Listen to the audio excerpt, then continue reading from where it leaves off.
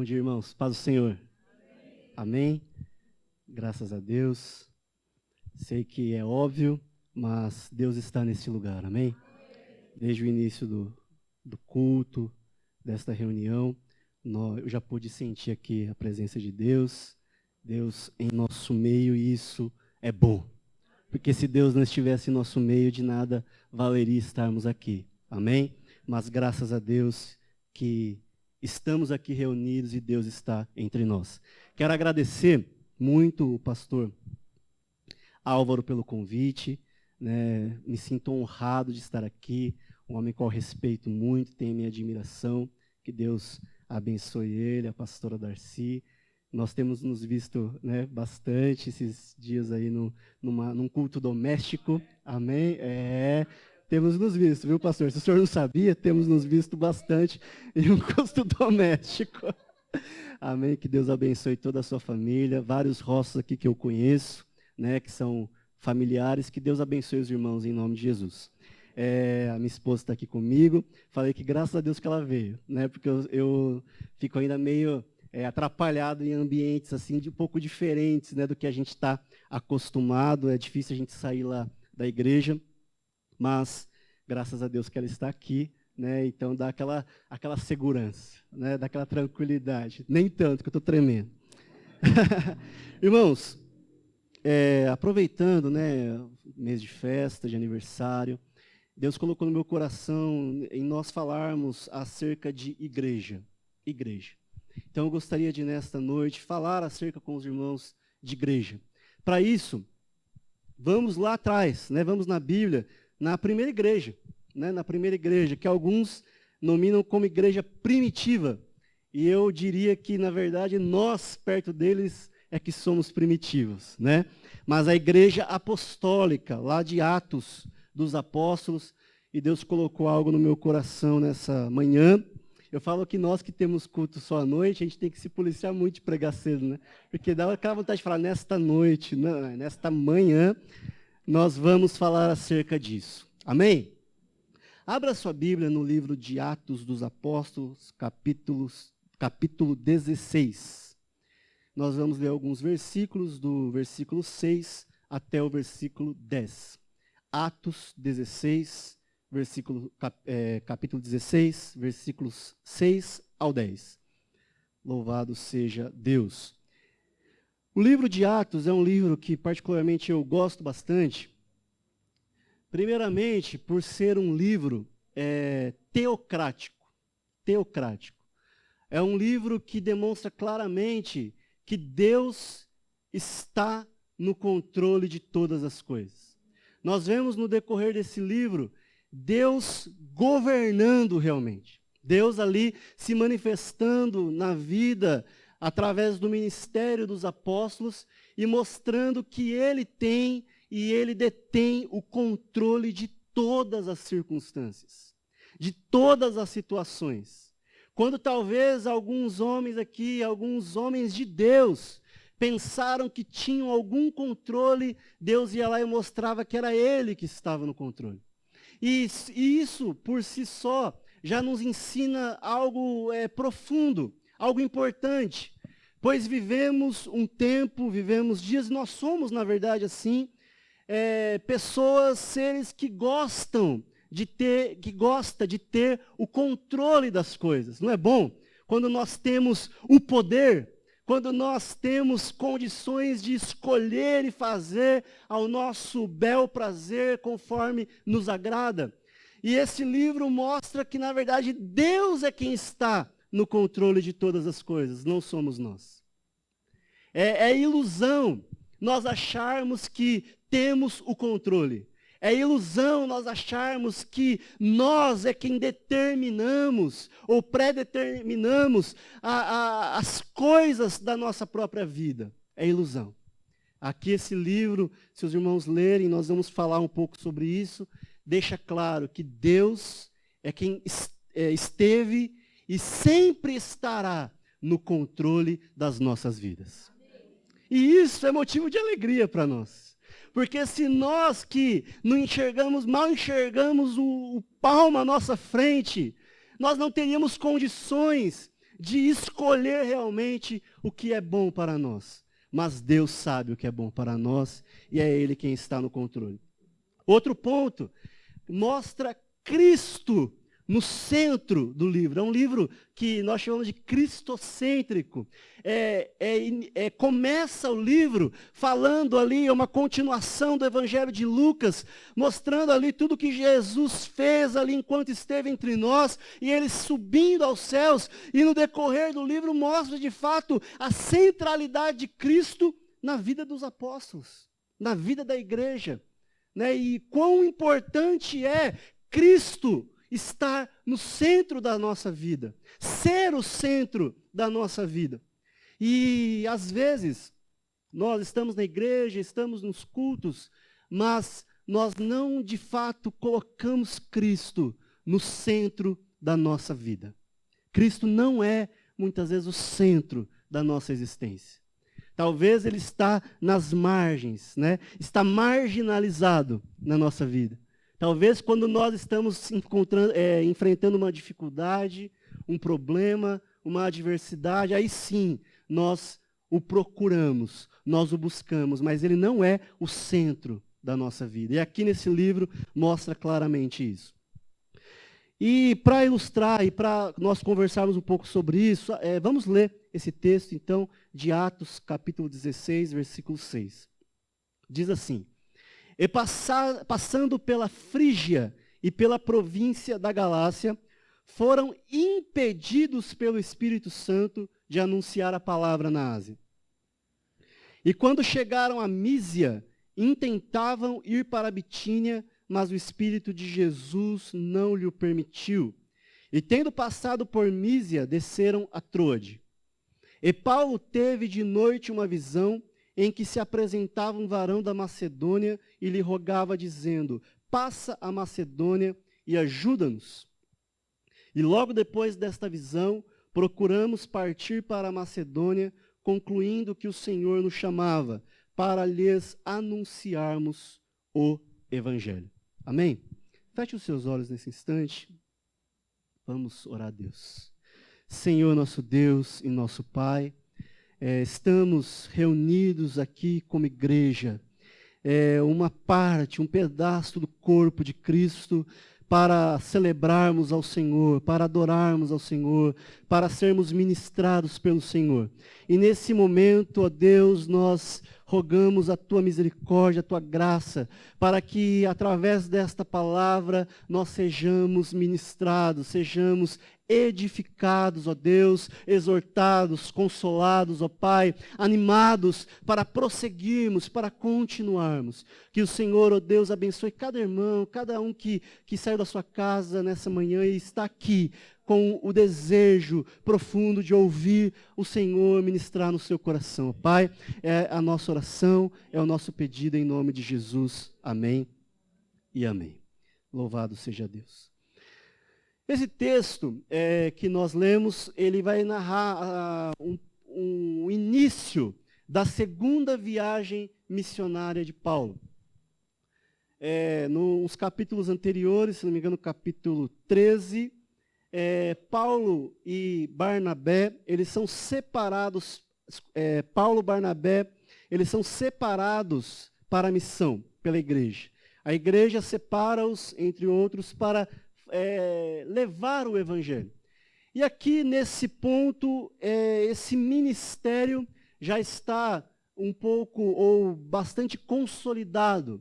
Eles já haviam tido certo sucesso na sua primeira viagem, e mesmo encontrando aqui algumas divergências, né, há aqui uma certa separação, um certo descontentamento de Paulo em relação a Barnabé, em relação a Marcos, e há, digamos, cada um seguindo ali o seu caminho, e se juntam aqui Paulo e Silas e Timóteo para essa segunda viagem. E diz o texto que nós lemos que eles estavam passando pela Frígia, pela província da Galácia, e eles foram impedidos pelo Espírito Santo de anunciar a palavra na Ásia. Ou seja, Paulo, ele vendo que Deus estava com eles, percebendo que Deus os acompanhara nessa primeira viagem missionária, eles decidem então dar um passo adiante. Eles decidem então levar o evangelho até a Ásia, que naquela época tinha talvez a maior população, a concentração de pessoas no mundo naquela época estava na Ásia. Então eles decidem o quê? Expandir o seu ministério.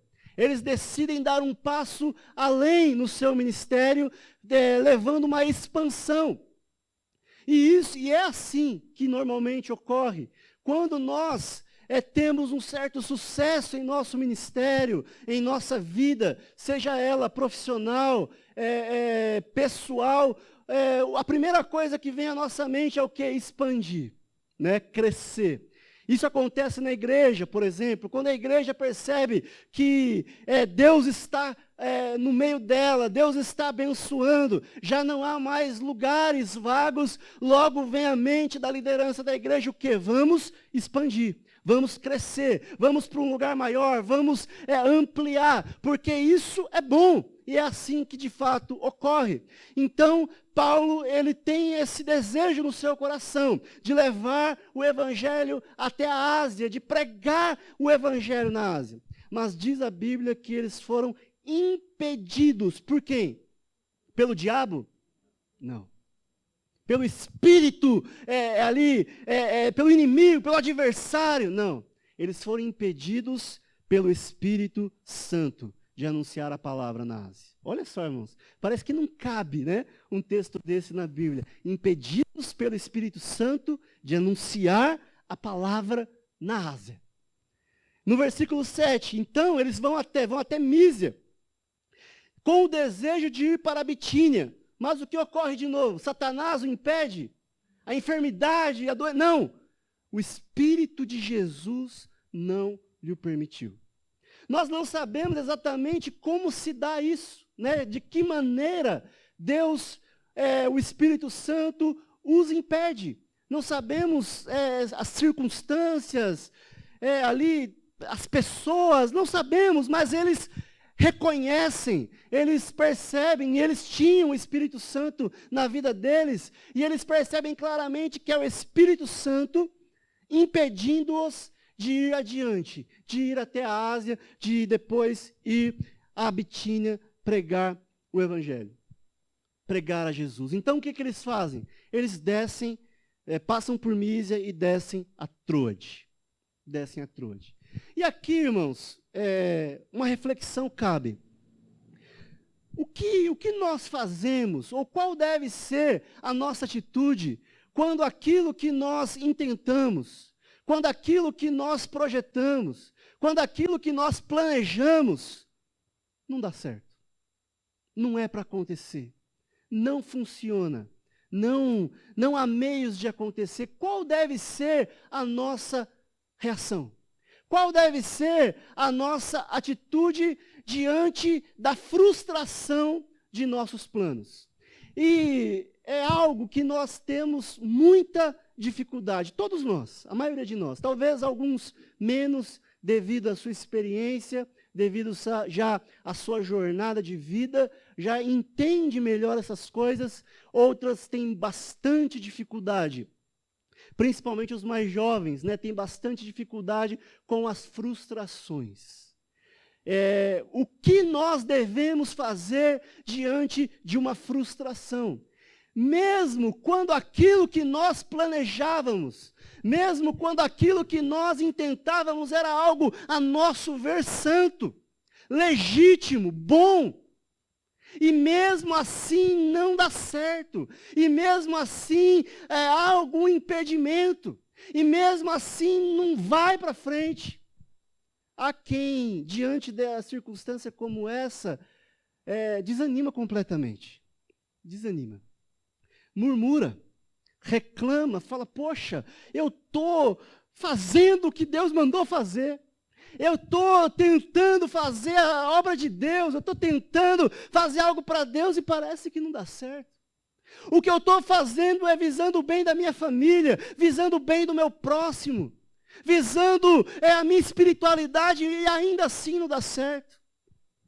E aqui, irmãos, cabe nós entendermos um pouco do contexto aqui que Paulo e Silas se encontravam. Primeiramente, nós encontramos no livro de Atos dos Apóstolos, a partir ali do capítulo 2, em que há a descida do Espírito Santo, a partir daquele momento, algo passa a impulsionar a igreja, e não é mais a sua própria razão, não é mais as suas próprias ideias ou as suas emoções, mas a partir do capítulo 2 desse livro de Atos, a igreja passa a ser impulsionada pelo Espírito Santo.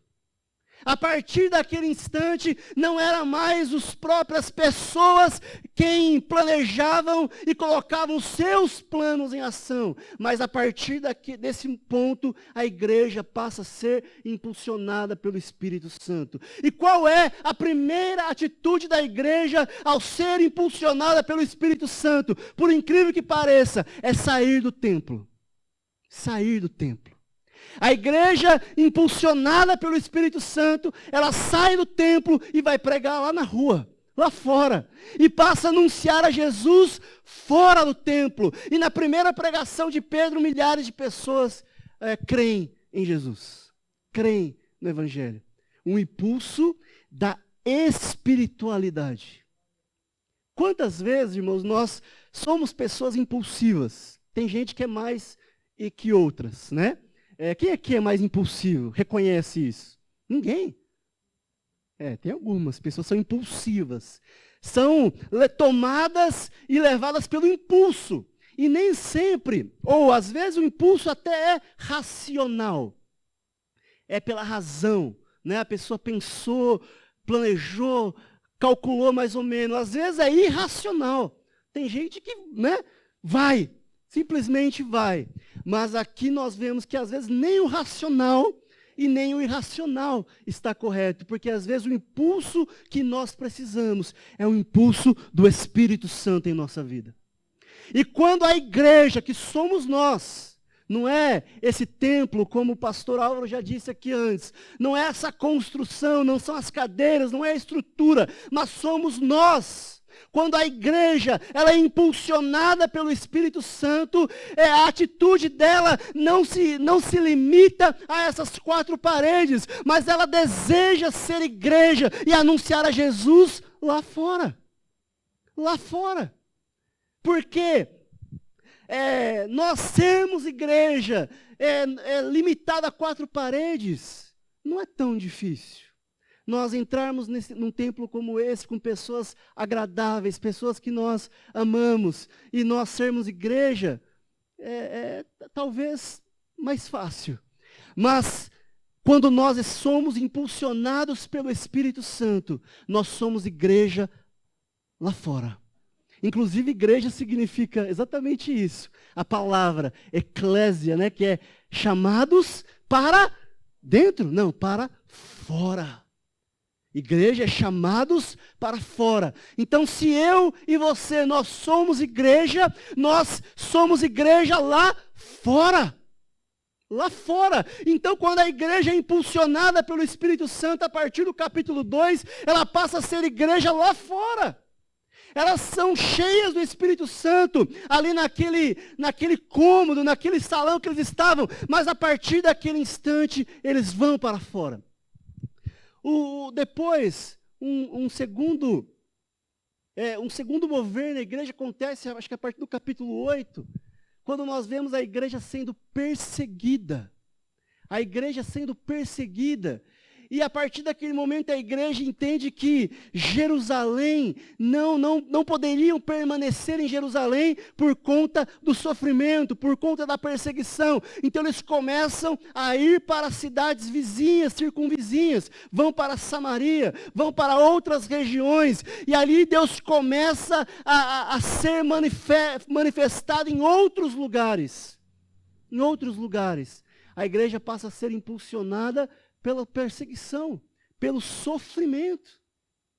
Por incrível que pareça, a perseguição faz com que a igreja manifeste uma vontade de Cristo, que Cristo havia dito, que não se limitaria a Jerusalém, mas que o evangelho chegaria na Samaria, em Judeia e até os confins da terra. E o que impulsiona isso é a perseguição à igreja, o sofrimento. E a partir de então, nós vemos então a igreja indo, saindo, a igreja sendo igreja. Então, no capítulo 13, se não me engano, eles escolhem ali alguns homens cheios do Espírito Santo, entre eles o apóstolo Paulo, para levarem o evangelho a lugares mais distantes, onde a igreja não poderia ir toda ela, né, em conjunto. Então enviam homens, missionários, para irem onde a igreja não poderia chegar. E nesse contexto, então, o apóstolo Paulo, após já ter sucesso na sua primeira empreitada, ele vai iniciar a segunda. E como eu já disse, ele tem no seu coração o desejo de ir à Ásia. Mas o Espírito Santo os impede. O Espírito Santo não permite que eles levem o evangelho à Ásia. Então, eles descem a Troade. E diz a Bíblia que em Troade, de noite, ele tem uma visão.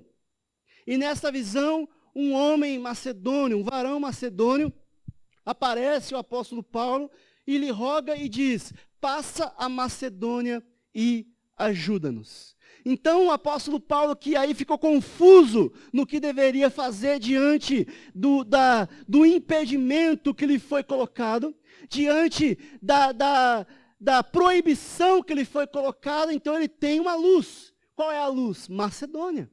Vamos a Macedônia. Essa é a vontade de Deus. Então ele parte de Troade até Macedônia, com destino a Macedônia, dizendo, então essa é a vontade de Deus. Então a pergunta que eu fiz aqui, o que nós fazemos quando os nossos planos se frustram?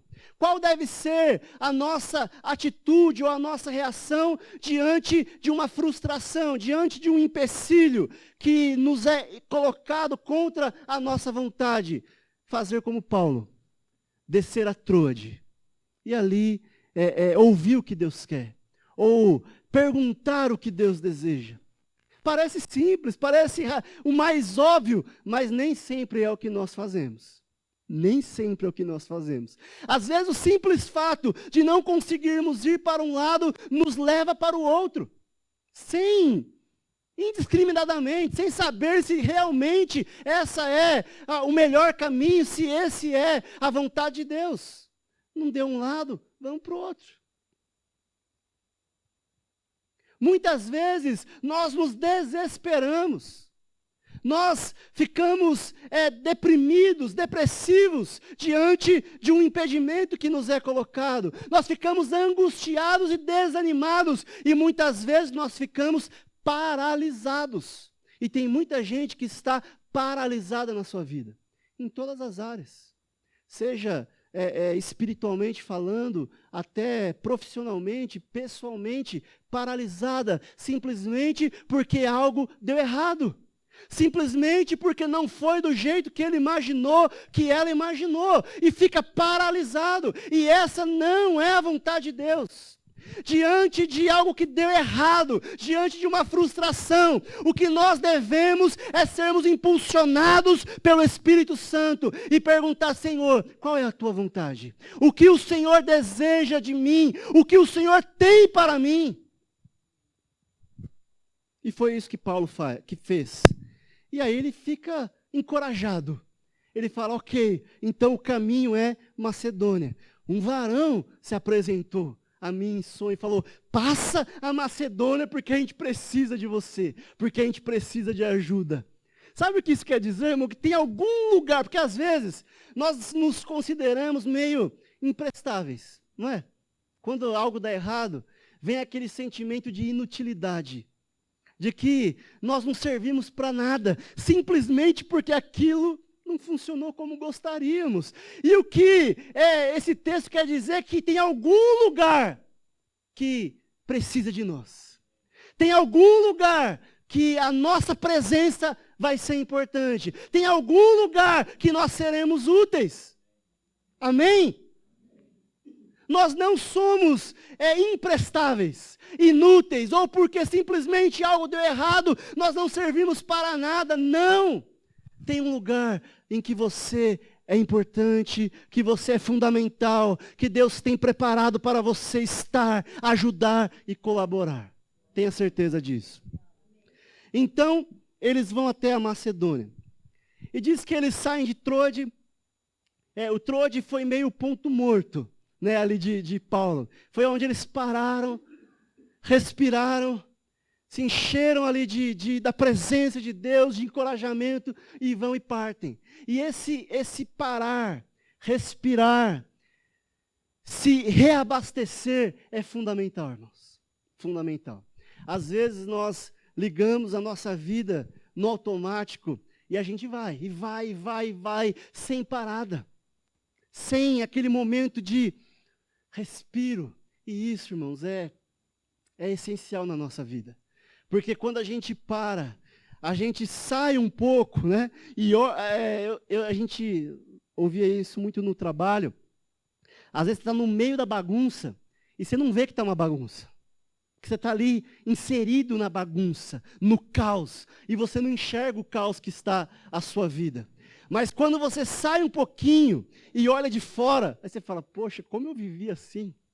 Como eu vivia nessa bagunça, nesse caos? Esse momento de, espera um pouquinho, deixa eu ver aonde eu me encontro. Como está a minha vida? É fundamental. É fundamental. E Paulo faz isso. Então eles saem de Troade e eles vão com um destino à Macedônia. Eles passam por Samotrácia, por Neápolis e chegam em Filipos, que, segundo o texto bíblico, é a primeira cidade da Macedônia. E era uma colônia, e eles ficam ali alguns dias naquela cidade, com o seguinte pensamento: Deus está conosco, Deus nos enviou para cá. Ou seja, se Deus nos enviou para cá, não precisamos nos preocupar, vai estar tudo certo. Vai dar tudo certo, porque Deus está conosco. É o que nós pensamos, é o que nós refletimos, nós falamos e nós constatamos. Deus está conosco, tudo vai dar certo. Mas, irmãos, Deus ele tem o seu jeito de dar certo. E é o jeito certo, de fato. Não é o nosso jeito.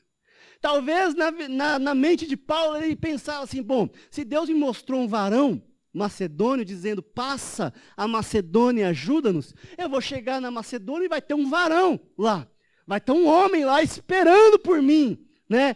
Lá só falando, Paulo, entra aqui que eu vou levar você pela Macedônia, porque Deus está com você, Deus está conosco. Mas chega lá e não é bem isso que acontece, irmãos.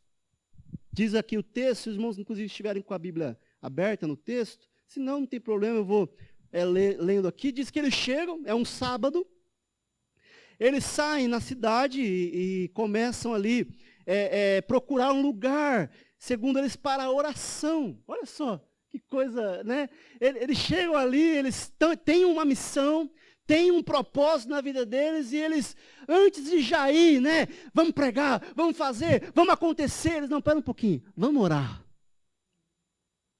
Percebe, irmãos? Às vezes a diferença para a forma que nós muitas vezes agimos, no impulso da nossa própria razão, da nossa própria animação, porque a gente está animado, e animação ou motivação não é suficiente para nós vivermos a nossa vida. É importante, né? Uma pessoa desmotivada não faz absolutamente nada, mas não basta estarmos motivados. Não basta estarmos encorajados.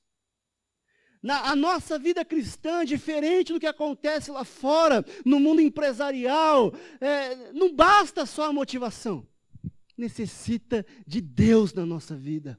Necessita do Espírito Santo nos conduzindo, nos guiando. E quantos de nós hoje não se importa mais se de fato a nossa vida está sendo guiada e conduzida pelo Espírito Santo?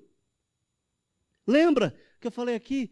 O impulso da igreja apostólica era o impulso da espiritualidade. O Espírito Santo conduzia a igreja.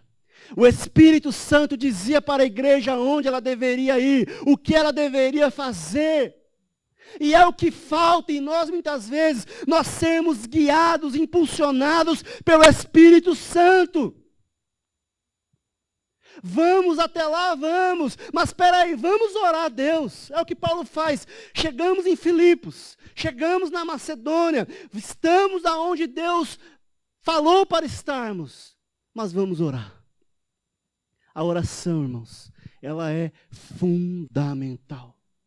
Fundamental. Tanto é que Jesus orava o tempo todo. Jesus, o Filho de Deus, o Verbo encarnado, ele dedicava momentos da sua vida terrena para o quê? Para a oração. Por quê? Porque era importante, porque é importante. E aí a pergunta que eu me faço e faço aos irmãos nesta manhã, o quanto que nós dedicamos do nosso tempo à oração? O quanto que nós oramos a Deus? Quais momentos do nosso dia nós dedicamos aqui, deixa eu falar com Deus? E às vezes o que nós falamos ou nos desculpamos a nós mesmos estou sem tempo, está muito corrido. Eu acordo 5 horas da manhã para arrumar as crianças para o colégio, depois ir para trabalhar e vou dormir meia-noite. Não dá tempo. Mas será que é isso mesmo? Ou será que nós estamos num estágio da nossa vida que não é tão importante assim a vontade de Deus para nós? O que Deus tem para nos, aonde Deus irá nos levar, ou o que Deus tem de fato para a nossa vida? O que importa são os meus próprios planos, os meus próprios propósitos, aquilo que eu planejei. E o que eu quero dizer com isso não é que nós não devemos planejar. Muito pelo contrário. Muito pelo contrário. Até porque nós vemos aqui a igreja com planejamento. Mas um planejamento sabendo que o governo é de Deus. Por isso que eu disse no início que esse livro de Atos é um livro teocrático. Porque o governo é de Deus. De Deus. Deus está no governo da igreja. Deus tem todo o poder sobre a igreja. Se a igreja quer ir para a direita, mas Deus manda ir para a esquerda, então a igreja muda a rota e vai para a esquerda. Porque essa é a vontade de Deus para a igreja. E é o que falta a nós, esse momento de reflexão. Espera aí, eu estou indo por um caminho, as coisas não estão dando certo, as coisas não andam, não frutificam, não prosperam. Será que eu estou indo no caminho que Deus preparou para mim? Ou eu estou indo no caminho que eu mesmo planejei para mim? E aí eles chegam lá, encontram esse lugar. Tem relógio? Eu não achei relógio aqui. Tem relógio aqui? Né?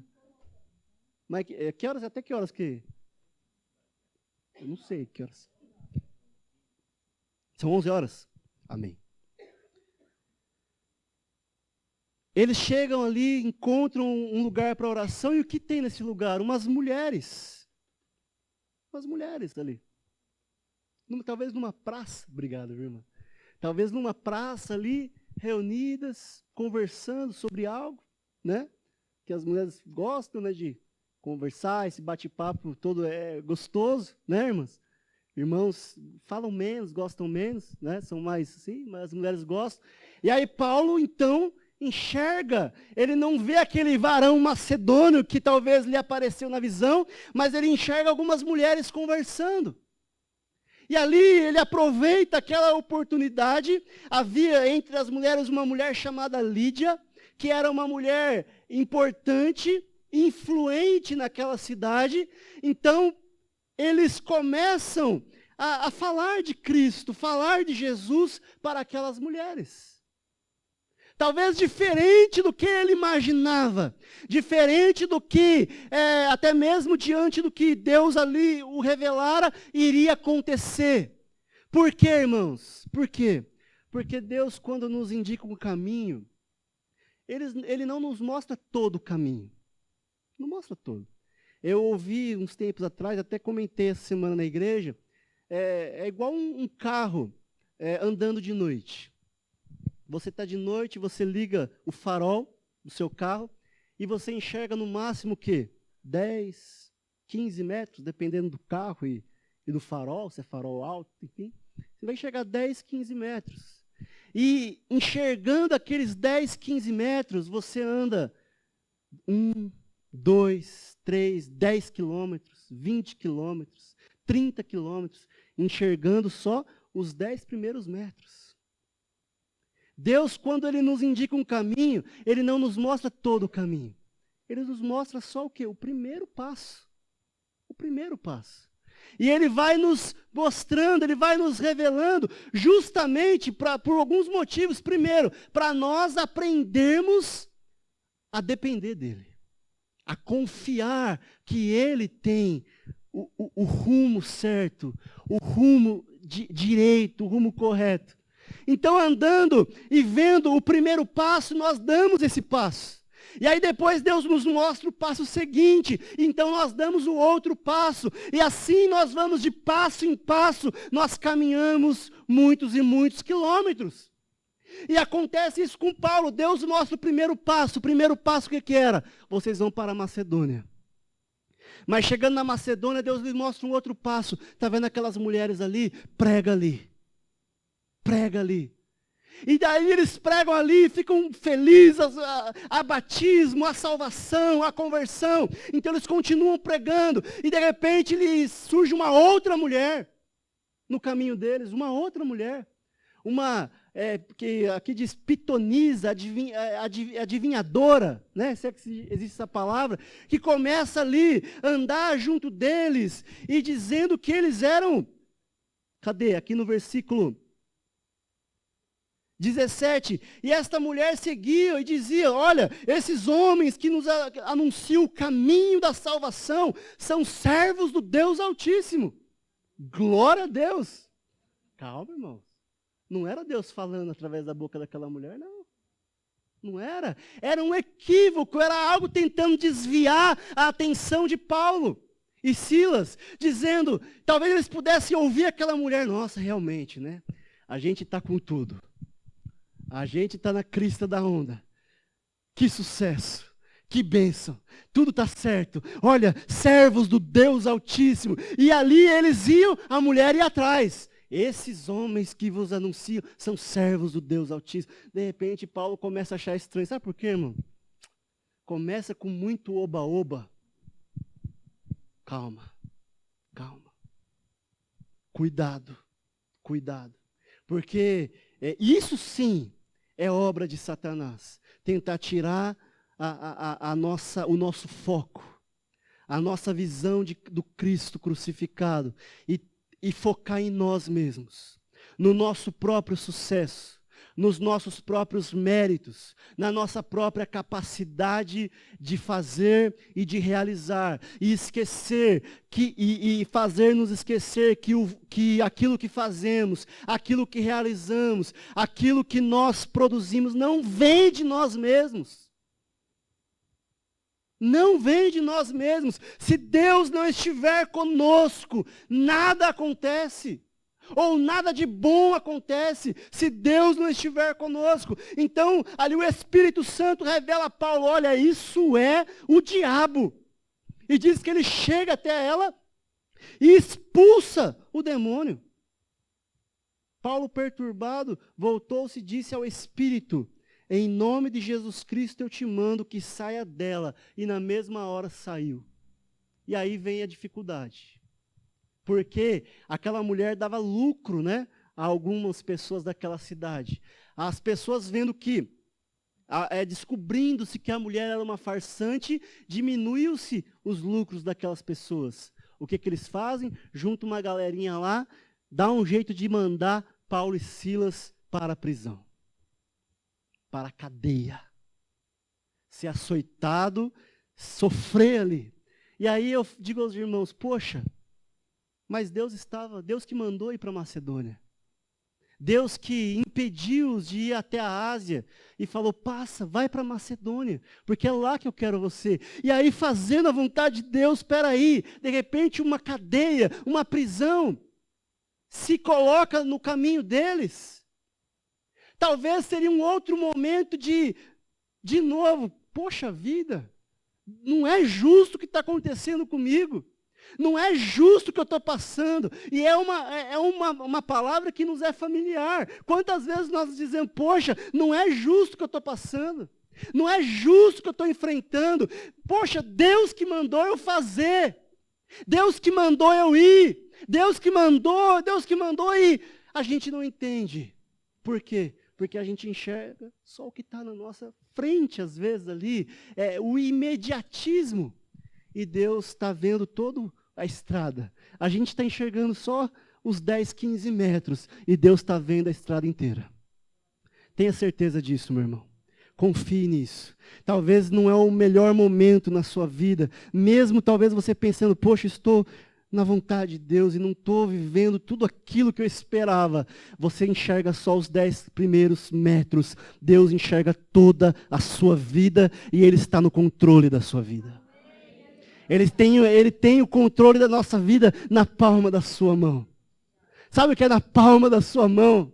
Ele tem o controle, meu irmão. Ele está no controle de todas as coisas. E se for preciso, Ele move o mundo inteiro para fazer valer a sua vontade em nossa vida. Ele diz lá no profeta Isaías, agindo eu, quem impedirá? Quem? Eu? Coitado. Você? O mundo inteiro? Não, ninguém pode impedir o agir de Deus. Só que aí Deus tinha um propósito com Paulo e Silas na prisão. Os irmãos conhecem a história, talvez melhor que eu. O que acontece enquanto eles estão lá, à meia-noite, cantando louvores ao Senhor? O que acontece? Um terremoto vem naquela prisão. Os alicerces começam a tremer, a ficarem insustentáveis. E de repente a prisão toda vem abaixo. A prisão toda vem abaixo. As cadeias se desfazem. O propósito de Deus era tão somente mostrar ali que Ele podia libertar Paulo e Silas. Era muito mais que isso. Deus tinha alguém lá na prisão que Ele precisava salvar. Deus tinha alguém lá naquela prisão que Ele precisava alcançar. Sabe o que isso significa, irmãos? Olha o que Deus faz para alcançar uma pessoa. Deus move o mundo para alcançar uma pessoa. O que Deus não faz por conta de mim e de você. Às vezes nós nos achamos insignificantes diante da grandeza de Deus. E talvez sejamos realmente, mas Deus nos vê como filhos, amados e preciosos. E se for necessário, Ele deve trazer um terremoto, um rebuliço, Ele faz. Ele faz, por causa de uma pessoa. Uma alma. Uma alma. Paulo, ele talvez queria ir para a Ásia. Ele queria alcançar a multidão na Ásia. E Deus estava preocupado com o carcereiro, lá na cidade de Filipos. Deus queria alcançar aquele homem, e não só aquele homem, mas aquele homem e a sua casa. Às vezes nós achamos, poxa, mas lá talvez fosse algo grande, fosse algo, e Deus de repente nos dá outra direção. É porque Deus tem um propósito em todas as coisas. Todas as coisas. Até o que os nossos olhos parece menor ou menos importante, nós não sabemos, nós não conhecemos todos os conselhos de Deus. Longe disso, longe disso. Então Deus, Ele impede que Paulo vá à Ásia para ir até a Macedônia e se deparar com três figuras. Uma mulher, Lídia, o qual é salva, não só ela, toda a sua casa. Depois, essa mulher pitonisa, que após ali ter esse espírito expulso, se rende à fé cristã. E por fim, o carcereiro, que é salvo não só ele, mas toda a sua casa. 3 famílias, 3 núcleos familiares que são alcançados pelo Evangelho. Então Deus muda a direção do apóstolo Paulo, da Ásia para a Macedônia, para a princípio alcançar 3 famílias. E a partir dessas 3 famílias, multidões serem alcançadas. Porque Deus tem um cuidado especial com a família, com a nossa família. Deus tem um olhar todo especial para aquilo que nós muitas vezes não reputamos como sendo tão importante. Deus, Ele cuida. Deus, Ele vela. Deus, Ele preza. Meus irmãos, que nesta manhã, diante desta palavra, que eu e você nos sintamos encorajados, mesmo diante de um eventual fracasso, diante de uma eventual frustração na nossa jornada. E saiba que elas acontecem. Né? Os irmãos sabem disso. Sabem disso. Elas acontecem. E muitas vezes são até mais frequentes do que nós gostaríamos. Mas creia que não é o fim. Não acabou. Deus tem um algo para você. Deus tem um algo a mais. Deus tem uma Macedônia para você ir. Deus tem um lugar para te mandar, para te enviar, onde você vai ser útil, onde você vai ser próspero, onde você vai ser abençoado, onde Ele vai mostrar para você o quanto Ele te ama, o quanto você é importante para Ele. Creia nisso de todo o seu coração. Tenha essa confiança, essa expectativa que Deus está no controle da sua vida. Que você e eu não estamos sós. Não estamos jogados por aí, indo de um lado para o outro, sem direção, sem rumo. Deus está no controle da nossa vida. Deus está no controle desta igreja, deste povo. Deus tem de estar no controle e que nós busquemos isso. Deus esteja no controle da nossa vida, esteja no controle da nossa igreja, que os nossos passos sejam passos impulsionados pelo Teu Espírito Santo. Se coloque pedindo permissão ao pastor, se coloque de pé nessa manhã. Vamos orar ao Senhor. Gostaria de orar contigo. Pedir a Deus porque às vezes a frustração é tão grande, a decepção é tão grande, que nós, como seres frágeis que somos, fracos que somos, nós ficamos derrubados mesmo. Ficamos no chão, nos prostramos, Mas Deus está aqui nesta manhã, como eu disse. O Espírito Santo está agindo nesse lugar, e não é um mero jargão, um chavão evangélico. Deus está aqui, não. Realmente Deus está aqui. Eu pude sentir a presença de Deus ali no meu coração. Pude sentir o toque do Espírito Santo esta manhã. E creia nisso. Creia que Deus vai lhe mostrar a direção. Talvez você está completamente perdido agora. Mas desça, vá à Trode. A Trode talvez pode ser o seu quarto. O seu joelho dobrado lá no seu quarto. O Trode talvez possa ser esse templo aqui hoje. O seu Trode, pode ser um cantinho lá no seu trabalho, pode ser a sua cama. O Trode pode ser qualquer lugar em que você desça na presença de Deus e fale: Senhor, eu estou completamente perdido, sem direção, e Deus vai te indicar o caminho. E eu posso dizer que o caminho é Jesus. É claro que de uma forma ampla, genérica, nós falamos, geral, nós falamos o caminho é Jesus. Aí você possa falar: irmão, seja mais específico. Deus vai ser mais específico na sua vida. Ele vai dizer exatamente qual é o barco que você tem que entrar. Aleluia. Ele vai dizer exatamente qual é o barco que você tem que entrar. E você não vai entrar num barco furado se você seguir o conselho de Deus. Você vai entrar num barco e Jesus vai estar lá no barco.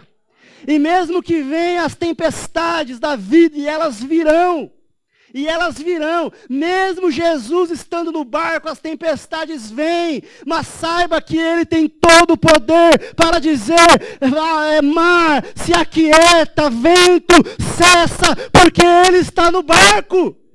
Louvado seja Deus, mas nós temos que entrar no barco, junto com Jesus. Senhor nosso Deus e Pai, ó Deus Todo-Poderoso, ó Senhor, nós não conhecemos todos os teus intentos, todos os teus pensamentos. O profeta disse, o Senhor disse através do profeta, que os seus caminhos não são os nossos caminhos, que os teus pensamentos não são os nossos pensamentos, mas são muito maiores e melhores que os nossos. E quantas vezes nós talvez queremos e nos guiamos pelo aquilo que os nossos olhos veem, e nós damos com a nossa cara na porta, e nós nos frustramos, e nós nos decepcionamos, e nos perdemos.